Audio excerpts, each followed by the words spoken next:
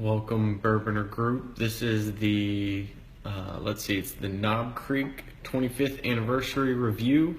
I'm actually have a few bottles to review tonight. So there's two samples. It's a single barrel review. So they sent out two samples, and then I also have the Knob Creek, the 2001. This is batch one that released last year, as well as a private barrel pick from. Shoot, who this guy? I think it was Lincoln Road. They called it candy corn, but I'm pretty sure that's who it was. I'll remember it eventually. So I'll just give about 30 seconds for a few more people to jump on. Then we'll get into the review. If you want, feel free to go ahead and start posting questions in the. You can post questions in the chat. I'll try to answer as many as I can. For some reason, the live feature is now available on my laptop, but it doesn't work as well on the phone. So I'll try to be answering questions on my laptop at the same time as reviewing on the phone.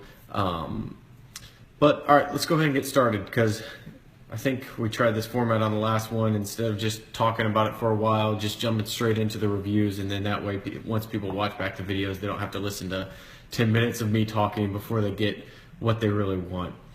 What's the over/under on 30 minutes for this review? I'm going with under. I'm kind of tired tonight, so we're going to blast through this thing. And everybody give Kitty a hard time in the comments about giving the late start on the Bourbon Roundtable last night, if you joined in on that.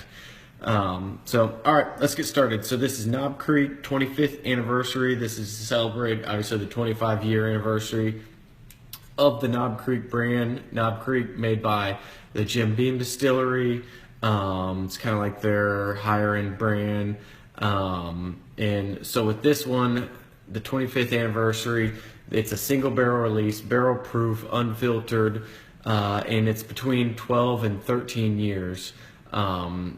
So they, I'll have to assume that they're going to give out the age statement on each bottle. I don't know that for sure, but they have said 12 to 13 years, and it's also about 300 barrels. So probably looking at least about 30,000 to 33,000 bottles of this. So, all right, let's get started. This one is 121.8 proof.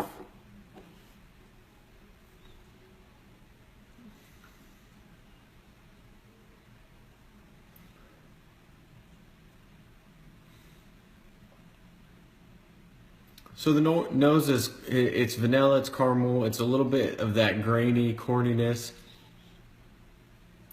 It's got a little bit of the,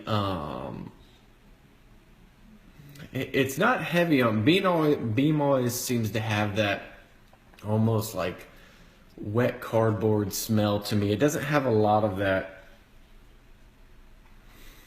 There is a little wood, but it's almost more like a cedar with some spice, kind of like a leather or tobacco. Not heavy, it's fairly sweet, a little bit of spice. And vanilla. The nose is pretty nice, and it's not that heavy or not that strong for 121 proof, actually. All right.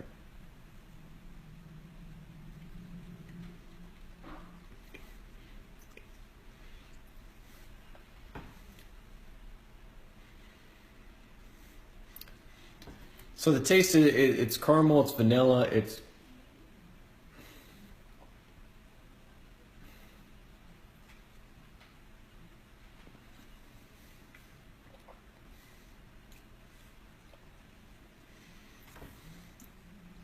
It's like an oatmeal like a cinnamon oatmeal it's a little heavy on the cinnamon, so it has a little bit of that tannicness or tannic taste to it. But it's pretty good, actually. Add a little bit of water and see how that helps. Has some orange spice to it.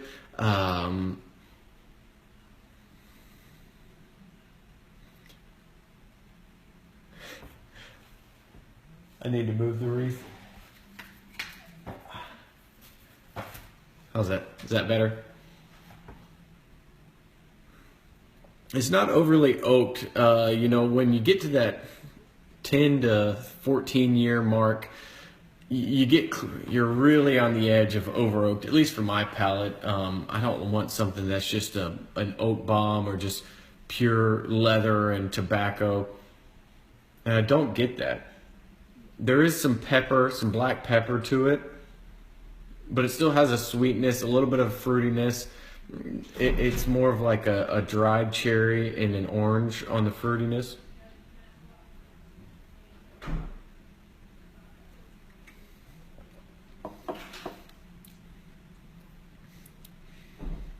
That's pretty good. So I always do these reviews live.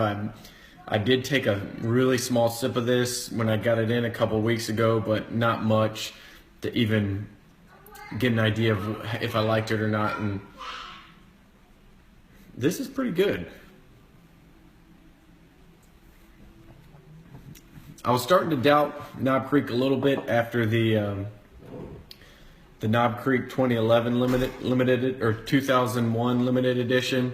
I didn't think that was that great. 1 to 5, I'm gonna go 3.5 for now. But that's also taken into consideration. So the price tag on this one is it's like 130, I think it was. Yeah, $130 is retail on this, so that's expensive. But all right, I'm gonna jump into the next one, which is we do have the age. So it was barreled in February 11th, 2004. So what does that make it? Depending on when it was dumped, probably right at 13 years, maybe just a bit under.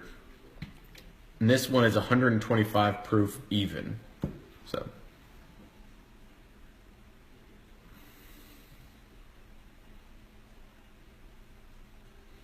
the finish on the other one, it wasn't great. It was, I'd put it at medium to medium low finish is where it is.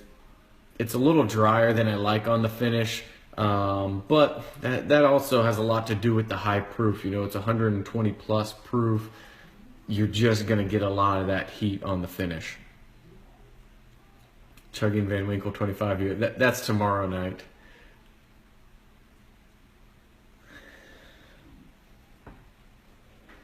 The nose is it's similar, which obviously they were barreled on the same day. Based on the proof, they're probably aged in similar places in the warehouse.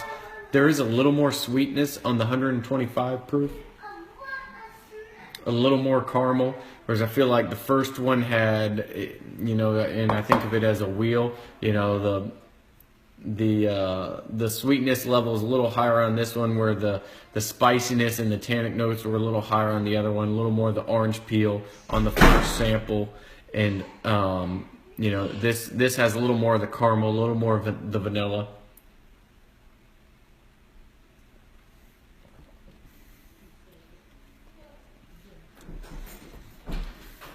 Actually, this is pretty good as well.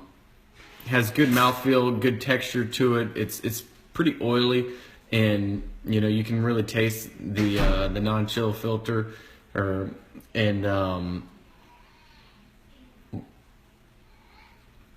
it's almost like a brown sugar syrupiness to it, which is and actually the finish on this one is more of what I like, more of that brown sugar and orange peel finish. It's sweet, but not cloyingly sweet. It has some spice. It has some black pepper, some cinnamon, a little bit of that mint, and kind of that freshness that the rye brings out in it.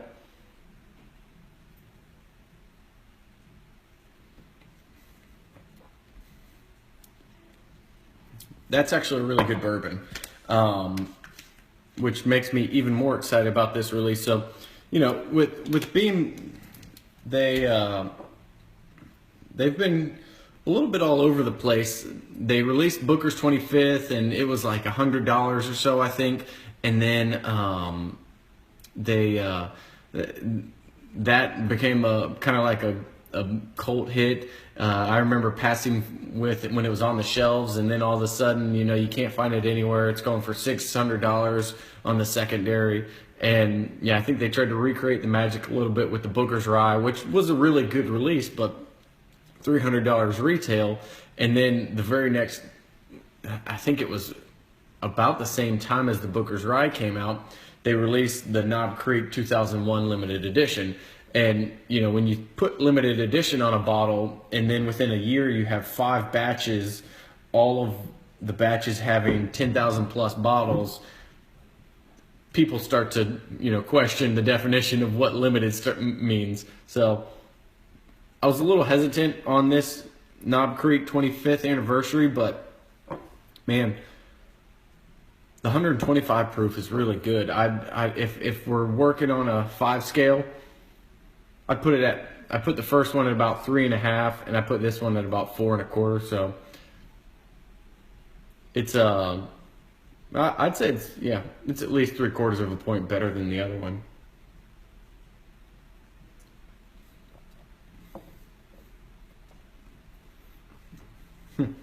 Surprisingly, there's much less burn, even though it is slightly higher in proof than the other sample, which just goes to show you how much small differences in aging of a product can really make a difference. So it's really cool to see that in a glass. All in all, it's $130. I was telling people to pass on the last Knob Creek limited edition, unless you just love Knob Creek. I just didn't like it, and I didn't think it was that great. This one, it's a tougher call because you're telling people to take a gamble on $130, and that's kind of what you're doing with a single barrel release. While barrel A could be great, barrel B may be mediocre, and then you just spent $130 on a mediocre bottle. So that's where it gets a little bit tough, but based on this sample, there's some good barrels being released in this Knob Creek 25th anniversary. So I'm excited to see, what actually hits the shelf. That's kind of the hard part in this too, is we're dealing with media samples. They sent it to them or sent it to different bloggers and people in news outlets. They're probably not going to send the worst barrels they have. And these are really good pours. What I'm going to do now is I'm going to compare it to the Knob Creek 2001 limited edition, and then this is a 12-year, 10-month barrel. It was a private pick. I think I paid $45 or $50 for this one. So I'm going to give those a shot now.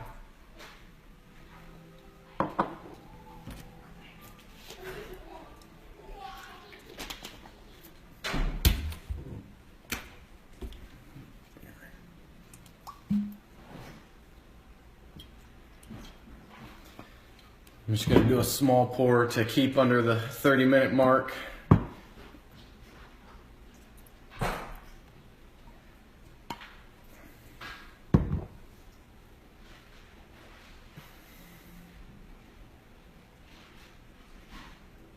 So the Knob Creek 2001 limited edition batch 1, actually I think it's improved since the last time I tasted it. I think I've had this bottle open for probably close to a year now.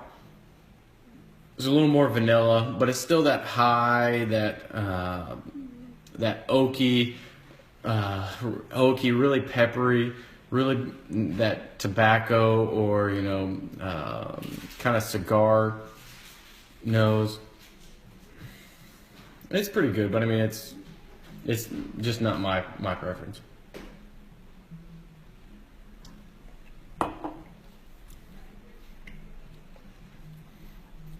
Yeah, it's, to me, the sweetness levels down here and the spice level and woodiness is way up here. It tastes flat compared to the Knob Creek 25th anniversary. So yeah, we'll probably continue to see bottles of that on the shelf for some time to come.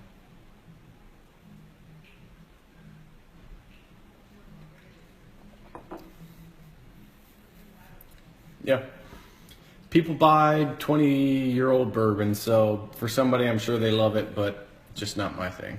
All right, now on to the Knob Creek. This one's nicknamed Candy Corn. It's barrel 3711, and it's a 12-year, 10-month bourbon. So this is really close to what's being released as the 25th anniversary.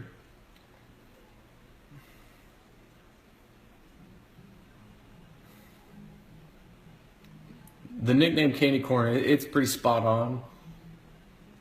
There's a lot of sugar, a lot of sweetness, vanilla, a little bit of that mint. There is some corny graininess to it. There's some ripe fruit, maybe like a ripe cherry.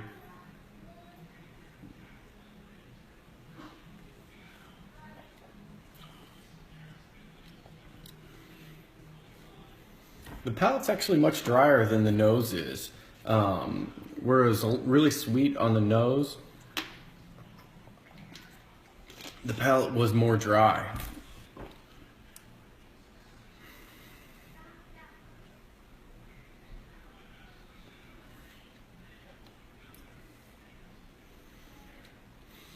And that's a really good pour too. It's vanilla, it's that ripe cherry, the graininess, is some of the cinnamon, a little more black pepper than cinnamon, and it's interesting and it's really good. And so that's kind of the tough part here. And Four Roses faces the same problem. Is you release let stores and groups pick these private barrels. They get them for $50-$60 a bottle, and then you go try to release a special edition for $130 a bottle, and it's very comparable. So if you're in a place where you can't get a hold of any private barrels, maybe this is worth it at $130 for a Knob Creek 25th anniversary. But if you have access to a lot of good private picks, your money is better spent on those for sure. So that's my take on this. Is if you're a big Knob Creek fan, this is a much improved release compared to the Knob Creek 2001 limited edition. They haven't quite recreated the magic that was Booker's 25th, but I imagine that we probably won't see another release like that for a long time. But all in all, it's a pretty good pick. I'd still suggest, if maybe split a bottle with someone or go to a bar and see if you can find a barrel that you like, because you are kind of rolling the dice on that. But like I said, I'll leave it with my ratings. One barrel I put at about a 3.5, and that was weighted for price, maybe a 3 once I consider it is $130, and there's a lot of other good bottles that you could buy. And then the other one's about 4.25. It was really good, I can't think of anything on the shelf right now that would compare to it. So it's all about the barrel you get. So, but good luck, guys. Appreciate it. If you have any comments or questions, put them in the comment section, and I'll try to finish up answering them. Thanks.